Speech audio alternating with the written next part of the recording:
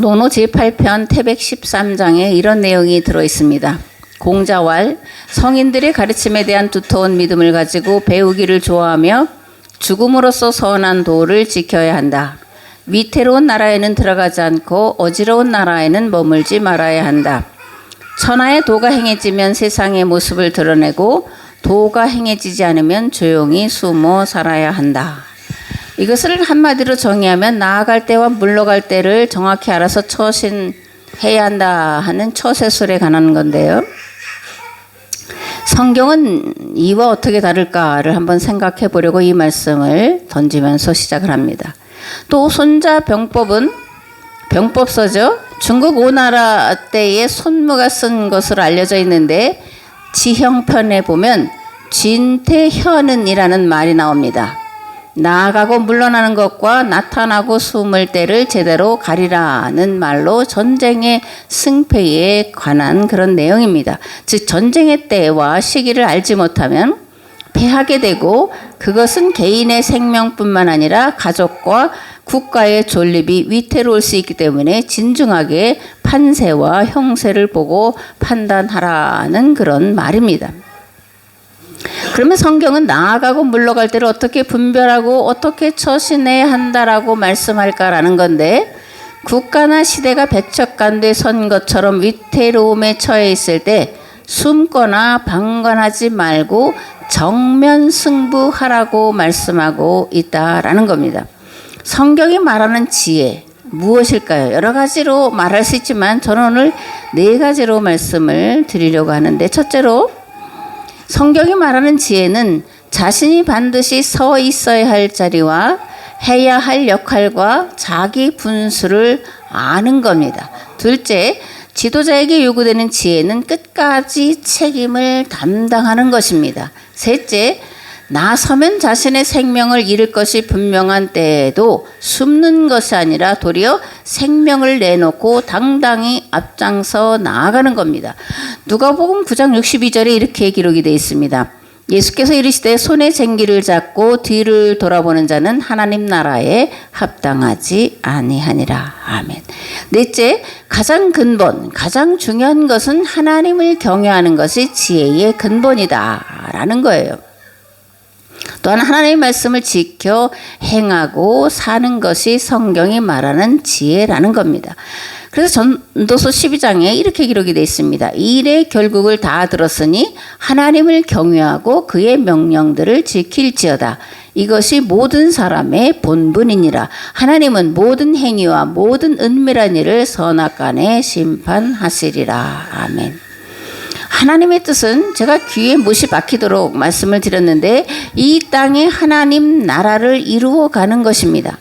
하나님 나라의 모습은 어떤 나라냐라는 건데, 인간의 본성 속에 들어있는 악한 것들, 즉 분열과 미움, 다툼과 시기와 질투가 사라진 상태, 그것을 하나님 나라다 이렇게 말을 한다라는 거예요.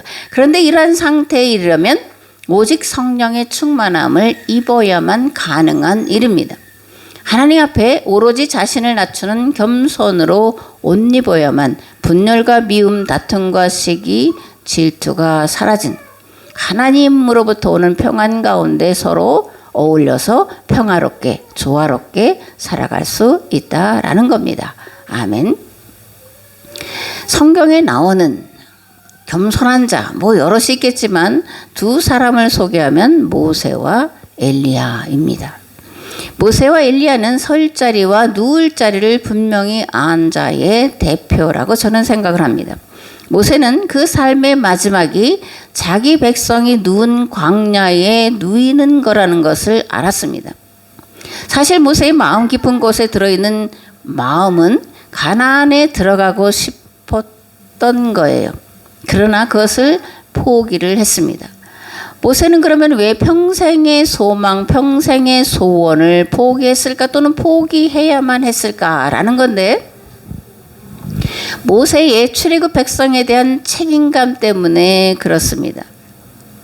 불순종으로 인해 광야에서 죽어 한 줌 모래가 된 이들을 두고 그는 결코 가나안 땅에 들어갈 수가 없었다라는 거예요. 그런데 그것보다 더 중요한 것이 있는데 그건 뭐예요? 자기 백성을 끝까지 사랑하는 마음 때문에 모세는 평생의 소망, 평생의 소원을 포기했다라는 겁니다. 아멘. 신명기 34장에 그래서 이렇게 기록되어 있습니다. 이에 여호와의 종 모세가 여호와의 말씀대로 모압 땅에서 주고 벳볼 맞은편 모압 땅에 있는 골짜기에 장사되었고 오늘까지 그의 묻힌 곳을 아는 자가 없느니라. 아멘. 어떻게 40년 광야 생활을 같이 한 모세에게 무덤 하나 없다라는 건지, 그죠? 왜 무덤조차 만들어 놓지 않았다라는 건지 이것을 통해서 모세는 자기 백성에 대한 책임감을 가지고 자기 백성들이 죽은 광야의 모래가 된 그것에 함께 모래가 되는 길을 선택했다라는 것을 말하고 있습니다. 에레미야는 또 어떻습니까? 애굽으로 도망가 살려는 자들이 에레미야와 바룩도 함께 끌고 내려갔습니다. 그런데 애굽에 내려간 것은 억지로 또는 마지 못해서가 아니었다라는 거예요. 얼마든지 바벨론의 도움을 요청하면 에레미야는 내려가지 않을 수 있었습니다. 그런데 애굽으로 내려갔다라는 거예요. 자기 백성을 끝까지 책임지기 위해 자기 백성을 끝까지 포기할 수 없었기 때문에 그들의 죄를 온몸으로 담당하고자 기꺼이 자기 백성과 함께 애굽으로 내려갔고 애굽에서 죄인들과 함께 묻힌 것을 알 수가 있습니다. 아멘. 이것이 참 지도자의 책임 있는 모습이요. 자기 백성을 끝까지 사랑하는 지도자가 갖춰야 될 근본 자세입니다. 성경은 사랑은 허다한 허물을 덮고 감싸고 용서하는 것이요. 허물을 대신 짊어지는 것이라고 말씀합니다. 더 나아가 사랑의 완성을 위해서 목숨을 기꺼이 내어놓는 것, 이것이 책임 있는 지도자의 모습이다, 이렇게 말씀을 하고 있다라는 겁니다. 아멘. 누가복음 23장에 이렇게 기록되어 있습니다. 그때에 예수께서 말씀하셨다. 아버지, 저 사람들을 용서하여 주십시오. 저 사람들은 자기네가 무슨 일을 하는지를 알지 못합니다. 사도행전 7장에서 스데반은 이렇게 기도하고 그 생을 마감합니다. 무릎을 꿇고 크게 불러 이르되 주여 이 죄를 그들에게 돌리지 마옵소서, 이 말을 하고 자니라. 베드로전서 4장에는 이렇게 기록되어 있습니다. 만물의 마지막이 가까이 왔으니 그러므로 너희는 정신을 차리고 근신하여 기도하라. 무엇보다도 뜨겁게 서로 사랑할지니 사랑은 허다한 죄를 덮느니라. 아멘. 오늘 함께 나눌 말씀은 마태복음 14장인데 먼저 1절에서 13절 말씀을 봉독을 하겠습니다. 그때에 분봉왕 헤롯이 예수의 소문을 듣고 그 신하들에게 이르되 이는 침례 요한이라. 그가 죽은 자 가운데서 살아났으니 그러므로 이런 능력이 그 속에서 역사하는도다 하더라.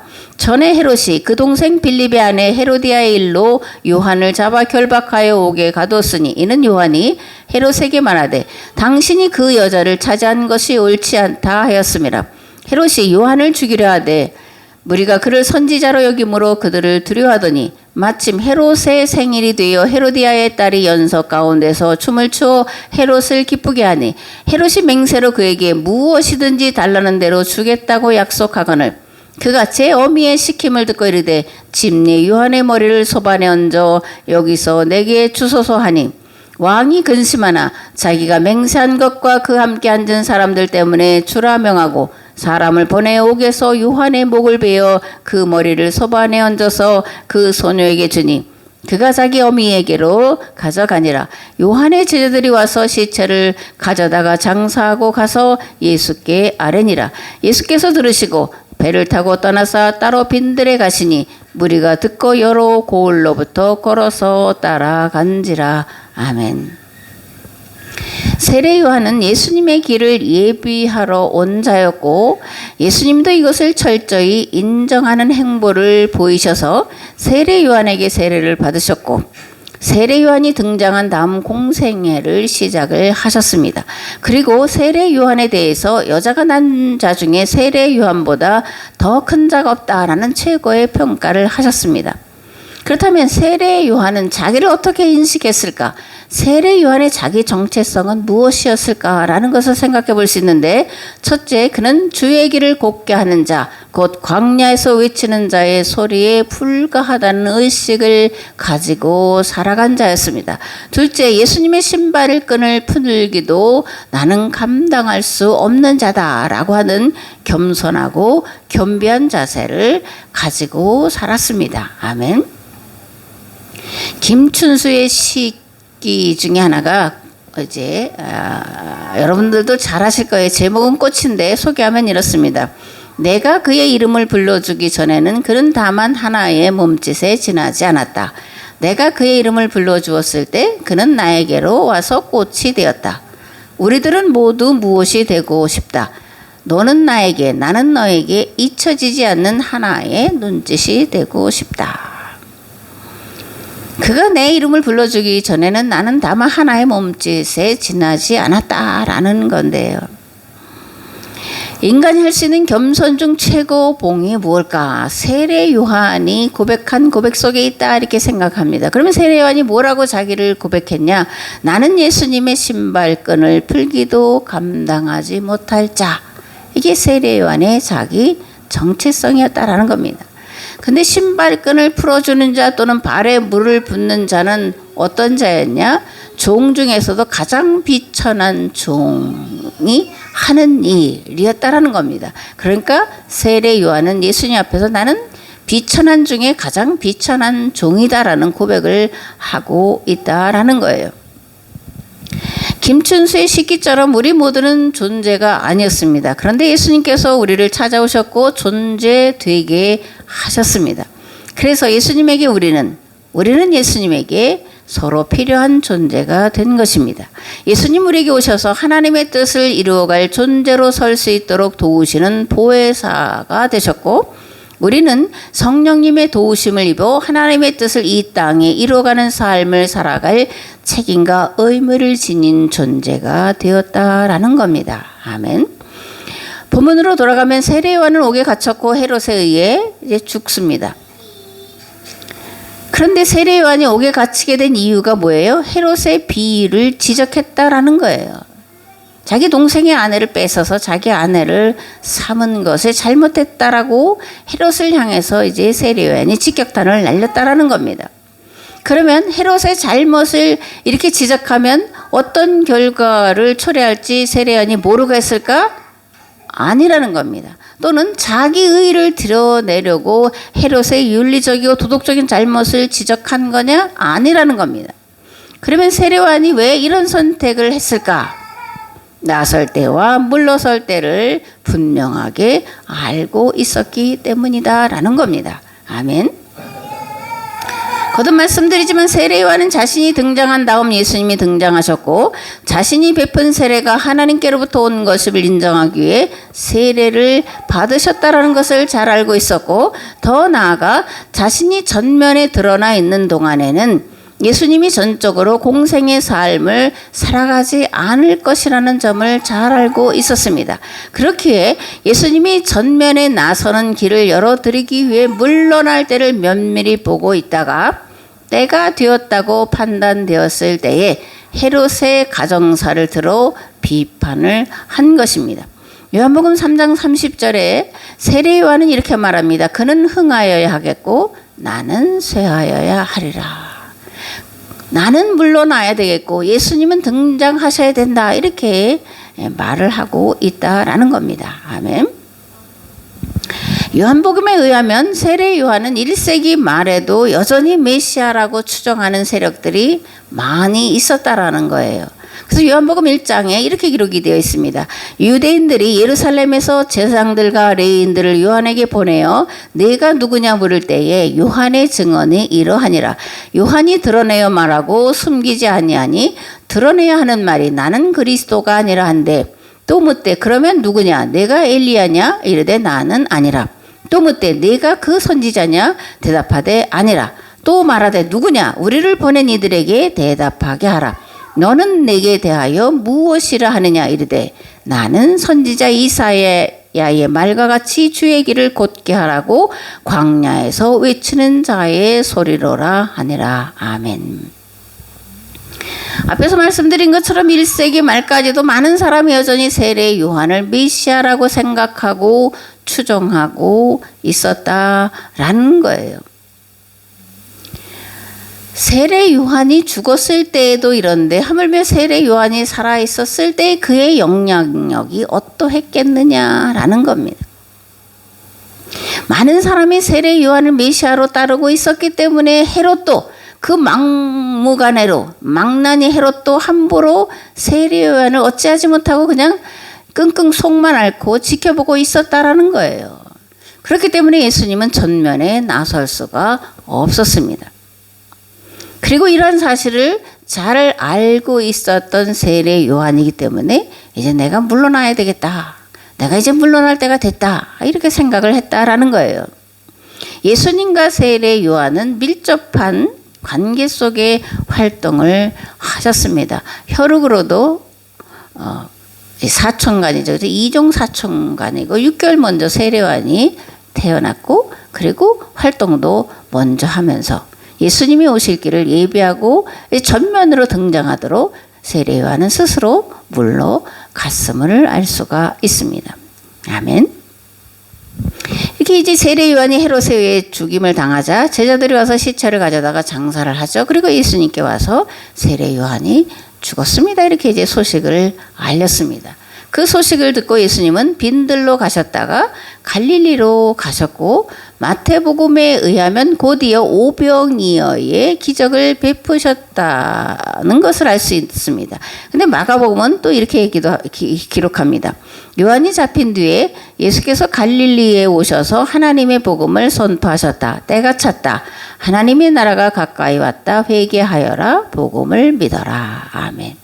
그러니까 마태복음에 의하면 빈들로 갔다 그러는데 그 빈들이 어디에 있는 거냐?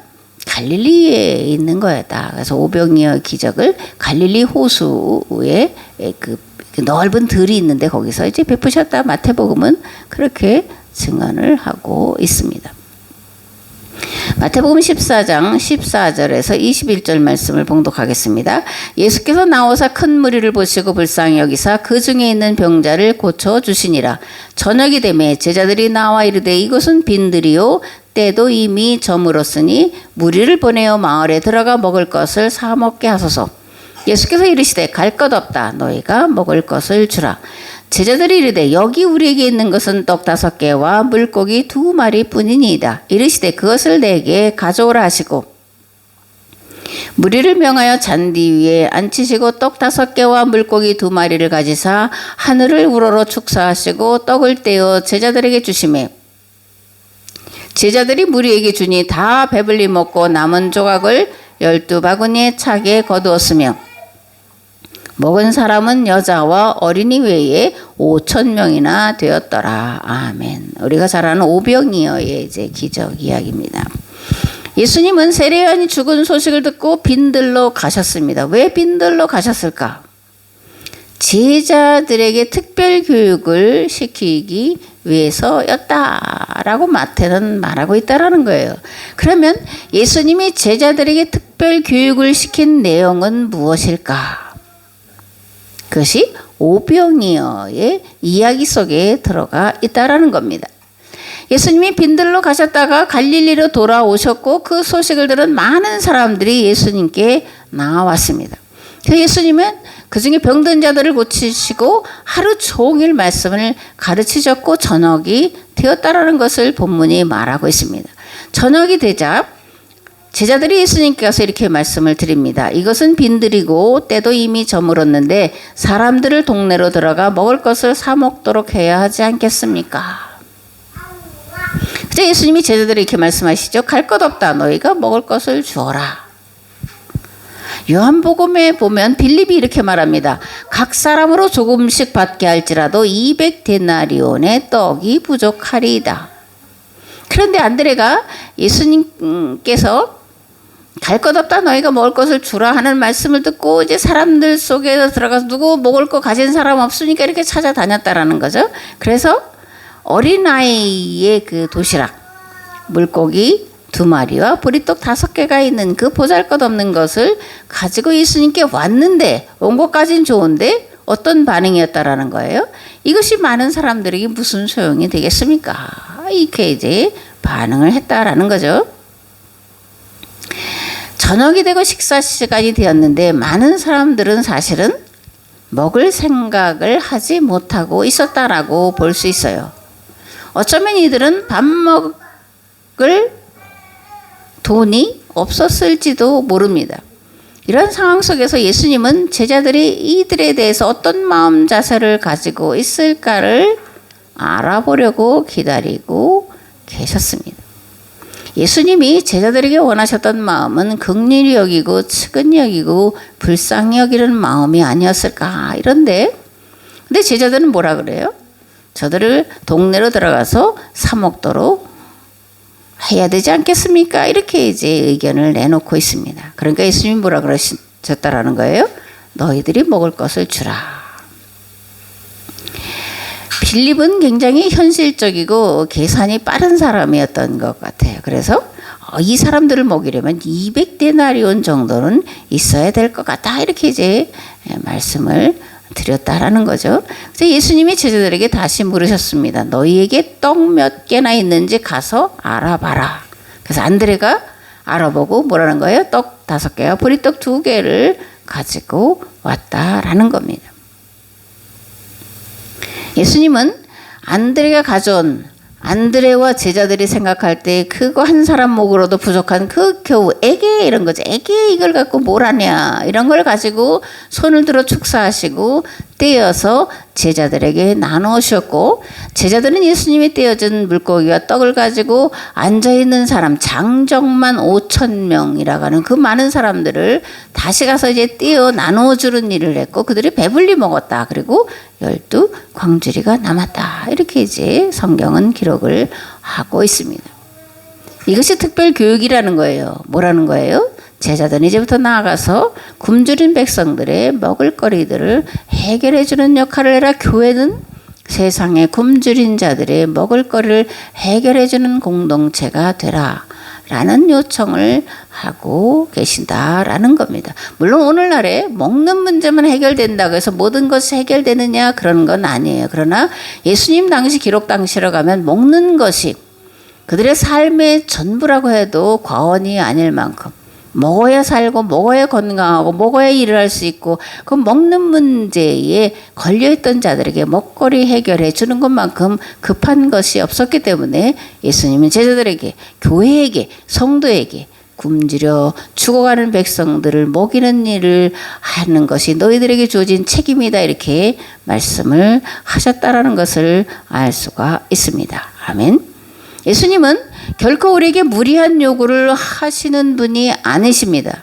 우리가 할 수 없는 것을 하라고 요구하지 않으시고 할 수 있는 것을 하라고 요구하시는 분이세요. 그런데 그것이 우리 눈에 하찮아 보일 수 있고 아무런 도움도 되지 못하는 것일 수 있고, 때로는 우리의 마음과 눈에는 예수님이 무리한 요구를 하시는 것처럼 보일 때도 있다라는 거예요. 이럴 때 성도가 가져야 될 자세가 뭐냐? 하나님의 판단과 내 판단, 하나님의 능력과 내 능력이 본질적으로 다르다라는 것을 인정하는 자세, 그것만이 필요하다라는 겁니다. 아멘. 하나님은 이 일을 행하시고 그것을 친히 이루시고 완성하시는 분이세요. 그래서 예레미야 33장 3절에 예레미야가 뭐라고 고백해요? 이 일을 행하는 여호와, 그것을 지어 성취하는 여호와시다. 이렇게 이제 고백을 하는 것을 볼 수 있는데, 하나님은 이 일을 하나님께서 친히 시작하시고 이루시는 분이신 줄을 믿습니다. 그러므로 우리가 하나님 앞에 견지해야 할 자세는 내 판단과 눈에 보이는 현실을 바라보는 것이 아니라 하나님을 믿고 신뢰하는 것입니다. 그리고 교회가 알아야 될 가장 중요한 것은 교회가 해야 할 일이 무엇이냐라는 것이고, 그래서 어떻게 할 수 있냐라는 것에 대한 물음과 답을 가지고 있어야 한다라는 겁니다. 반복하지만 우리가 할 수 있는 것과 해야 할 것은 하나님을 신뢰하고 믿는 것입니다. 그리고 내 손에 들려있는 것이 무엇인지도 알아야 합니다. 그리고 그 일을 이루도록 기도하는 겁니다. 기도는 만사를 변화시키는 하나님의 능력의 통로요 도구이기 때문입니다. 우리가 기도하면 하나님께서 그 일을 행하실 것이고 우리가 기도하지 않으면 하나님께서도 그 일을 이루시지 않으실 것임을 우리는 알아야 합니다. 아멘. 사실 경제가 생각보다 어렵습니다. 우리가 이제 TV를 안 보고 그러니까 지금 뭐 지상파 방송에서 어떻게 방송하는지 모르겠지만 경제 문제가 심각한지에 대해서 별로 말을 하는 것 같지는 않습니다. 생각보다 어려운데 사실은 그 어려움은 시작도 되지 않았습니다. 그러므로 괜찮겠지. 나는 아니겠지라는 아니라는 생각을 해서는 안 됩니다. 혹여 나는 아닐지 몰라도 대한민국이 장차 겪게 될 경제적이고 군사적이고 사회적인 어려움에 대한 책임을 통감하고 그 문제 해결을 위해 기도해야 합니다. 할 수 있는 자리에서 주어진 일에 최선을 다해야 합니다. 아무것도 허투루 쓰거나 생각하거나 말을 해서는 안 됩니다. 오직 하나님 앞에 겸손하고 겸비하여 도우심을 구해야 합니다. 그러면 긍휼과 자비가 한없으신 하나님께서 우리에게 살 길을 보여주시고 그 길을 갈 수 있도록 친히 앞장서 나아가 주실 것입니다. 아멘.